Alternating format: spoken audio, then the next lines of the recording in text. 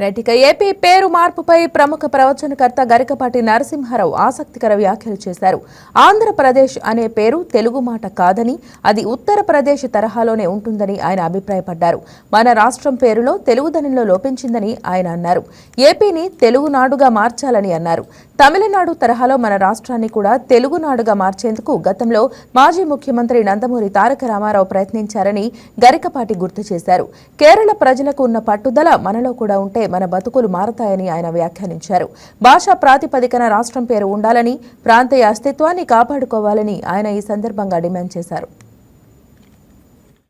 మన ఆంధ్రప్రదేశ్ రాష్ట్రాన్ని కూడా ఎన్టీ రామారావు గారు ఆశయానికి అనుకూలంగా తెలుగునాడు అని మార్చిన్నాడు. మనకు ఖచ్చితంగా జాతీయాభిమానం ఉంటుంది. తెలుగునాడు అని మార్చాలి. ఆంధ్రప్రదేశ్ తెలుగు మాట కాదు. నాకేం మొహమాటం లేదు చెప్పడానికి. ఉత్తరప్రదేశ్ ఎంతో, హిమాచల్ ప్రదేశ్ ఎంతో, మధ్యప్రదేశ్ ఎంతో, ఆంధ్రప్రదేశ్ కూడా అంతే. తెలుగుదనం మన రాష్ట్రం పేరులోనే లేదు. ఎన్టీ రామారావు గారు తెలుగునాడు అని మార్చడం కోసం నానా యాతనలు పడ్డాడు ఆయన. మళ్ళీ తెలుగునాడు అని మార్చాలి. తమిళనాడు లాగే తెలుగునాడు అని మార్చాలి. ఒక సున్నా లేకపోతే వాళ్ళకి ఇబ్బంది ఏందా? కేరళ వాళ్ళు వెంటనే మా రాష్ట్రం, మా భాష కేరళం అని మార్చాల్సిందే అనుకున్నారు. అటువంటి పట్టుదల మనలో వస్తే రాష్ట్రం పేరు కాదమ్మా, తెలుగు ప్రజల బతుకులు కూడా మారతాయి ఖచ్చితంగా.